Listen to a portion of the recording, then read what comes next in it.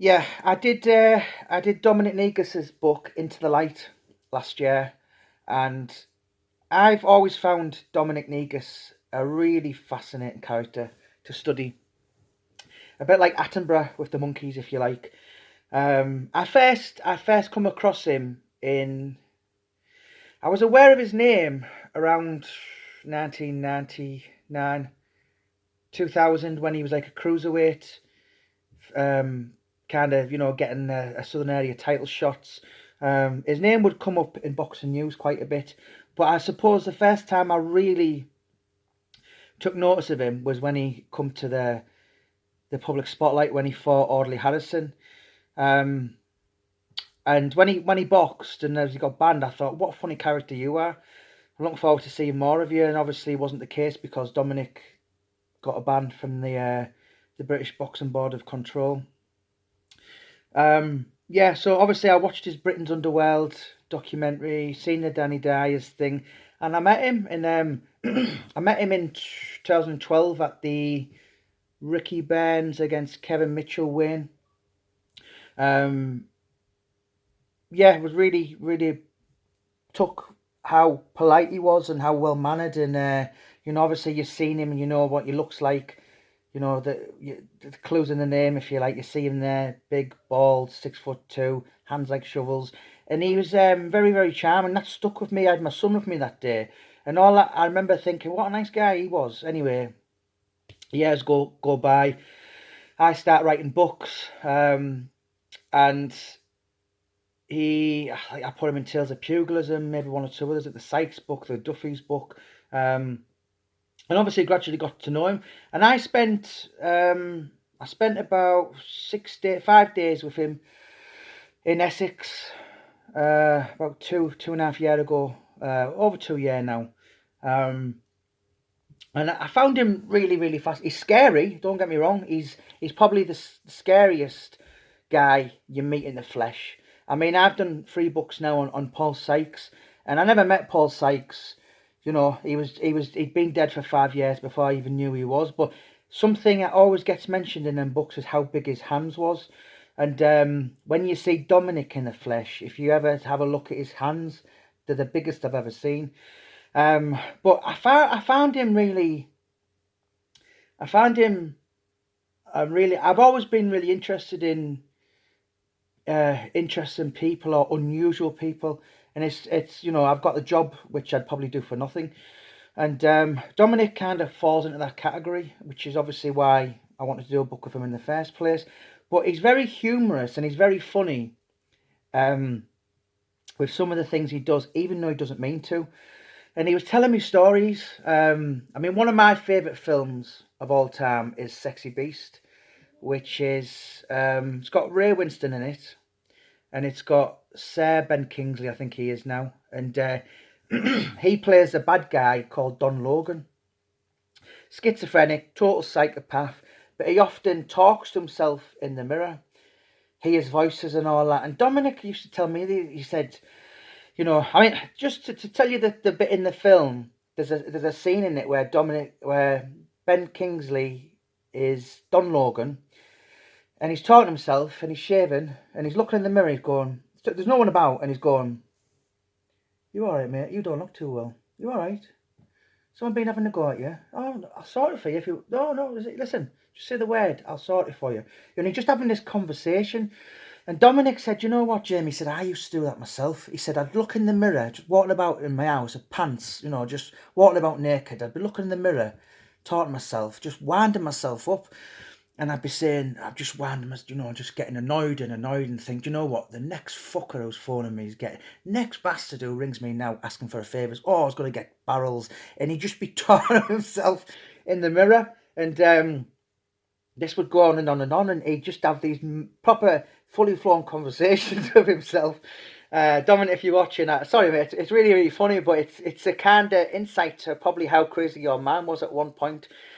And you're revving yourself up just over nothing, just getting yourself in knots and thinking, yeah, that fucker still owes me 60 quid. Do you know what? I'm going to go and see him tomorrow and all that. And Dominic would wind himself up, get to a point, and then the only thing that would stop it would be all of a sudden he'd be sat there talking to himself, full of conversation, all of a sudden he'd hear, oi!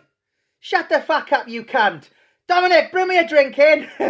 And it was his missus saying, here, shut up, could get in here. But that's what kind of crazy silliness used to go in Dominic's mind. Yeah, everyone's seen him on the Sean Atwood podcast a couple of days back. I thought Dominic was blinding.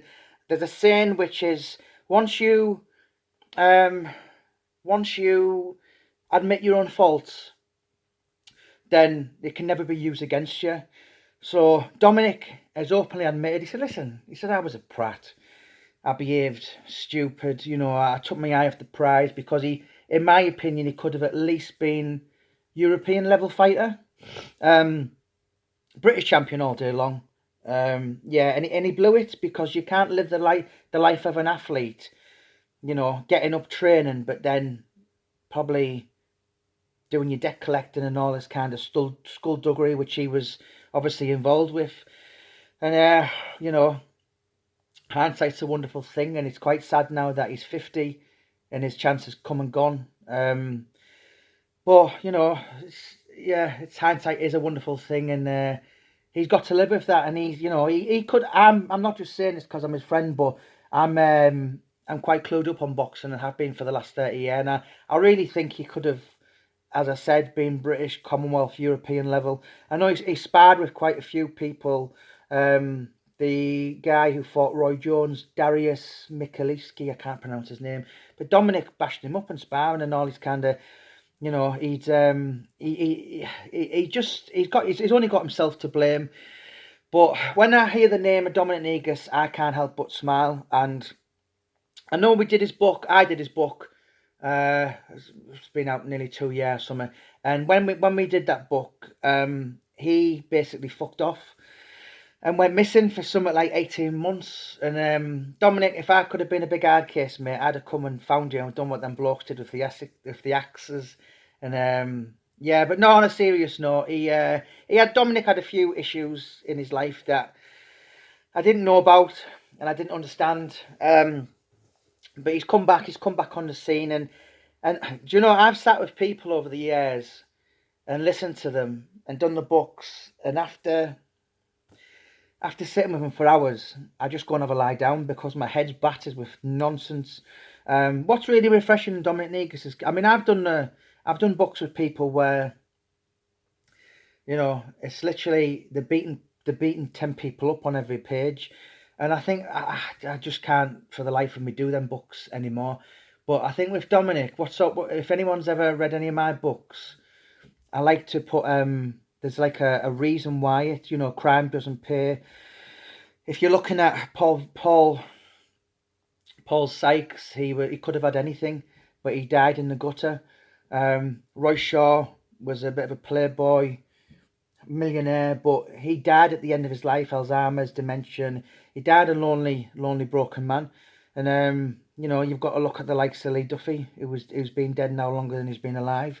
And to get to kind of live that life, he's left a legacy, but it cost him his life. So it's not really worth it. And Dominic's the biggest. He is the first person who'll jump out and say, whoa, yeah, I did behave like that because I wanted to be loved. I'm insecure. I was broken. You know, Dominic, to be, you know, the moral of the story is, he's insecure and he's got emotional and mental health problems. Not many people would like to admit that, but he does. And he's not, you know, I know he looks what he is, but when you get to know him, and I could probably sit in front of him and take the piss out of him all day, or his friends could. Do you know what I mean? You don't have to be worried about nothing like that. Obviously, if someone burgled his house or done something with his family, then he'd be a scary man. But you know, he's just one of the lads, and he got you. Was he manipulated? Was he emotionally used? Of course he was. You know, people used him, and Dominic could go and carry out acts of violence, and as long as that person said, oh, give him a tap on the head and said, well done, Dom, good lad, that was happy because he wanted to be loved and wanted to be used. And his I think his missus sums him up quite well when she said, I think it's his daughter, she said, Dad, you're a good man who's done a lot of bad things, And I can see through that from what I know of Dominic. But I'm just glad he's come back on the scene, and he's got a story that he's behaved the way he did. He's been, the suicide attempts, the loneliness. People see him as this big bear, this big scary fucker, but they would never imagine that he's been in bed for days on ends, hid with his head under the cover, scared of his own shadow, just wanting to be loved and okay. And I think Dominic out there. I mean, my missus is his biggest fan. She absolutely loves him, and I'd really like to see Dominic next year, 2021. Get involved with a few things with me, with a few more books, documentaries, films, or whatever, and a few more podcasts, and I mean, I'm doing things in 2021 with Paul Venice and Gary Fairby, and we're going into prison to talk, and yeah, I can see something like that for Dominic in the future. I think he'd be fantastic for going into youth clubs or hostels, and giving a message out. And there's a lot of people out there now, anti-knife campaigns and all that, but I know a lot of them, and they don't really mean it. And a lot of them they haven't really got any talent, but they'll think, well, I'll go and I'll do this campaign and I'll attach myself to a lot of people, where they're not really genuine. And I think Dominic is, and it's not about the money with him or anything. It's about leaving a legacy. And it, he's built up a scary reputation, and what's he now, 50? It might take him another 30 years to get rid of it. But yeah, he's, and all that kind of life he led, the London, the Essex, the glamour, the drugs, yeah, I think Dominic was always a one-man woman. But that's what comes with it. People, the limelight, people want to be your mates, and they're just using you. And Dominic had a lot of them. You've only got to read his first book. What was the one I did? Out of the Shadows, so we add on into the light, and it's basically a lot of people used him, and thought, oh, Dominic, he's an idiot, he's a loose cannon, but I'll just use him and all that kind of stuff, and he allowed himself to be used because he wanted to be loved. And we've all got issues in life. I've got issues in life. I've got a fucking state of my hair, for God's sake. But we've all got issues, and some people I meet are not big enough to hold their hands up. Dominic Negus is, and I really hope he gets his fucking act together and sorts his shit out, and we can do some stuff together 2021. He's been on Sean Atwood. I'd like to see him on James English. I'd like to see him on True Geordie. I'd like to just, get a handful. Dominic, if you watch him, we'll get a handful of gravel this year, and we'll shot it, and we'll see what noise we can make. And whether that be books, films, documentaries, or so. I think you just want to be involved. Dominic wants to be involved in something positive now. And he's had the mistakes. I've spoke to Steve Bunce. I spoke to Colin Hart. And they've said he was actually a genuine fighter. He just took his eye off the prize. I think Colin Hart's seen them all, in my opinion. And anyone who's really clued up on British, but he is the voice of boxing. I think he's about 86 now. He's seen them all come and go. And he said that man could fight. He said, listen, if anyone beat Dominic Negus, they didn't do it easy. And you've seen him with his Audley Harrison, obviously fucked up. He was only a cruiserweight. He was never a heavyweight in a million years, but it's you've always got to take a positive out of it, I suppose, and really, I suppose Dominic owes a lot to Audley Harrison, because that's how I mean, yes, I knew him as a name in the boxing news, but that was when I first stood up and took notice of him. And I think a lot of people around Britain will be. I know a lot of my mates who are really clued up on boxing. When I've said, "Oh, I'm going to do a book with Dominic Negus," I think the guy who headbutted Audley Harrison.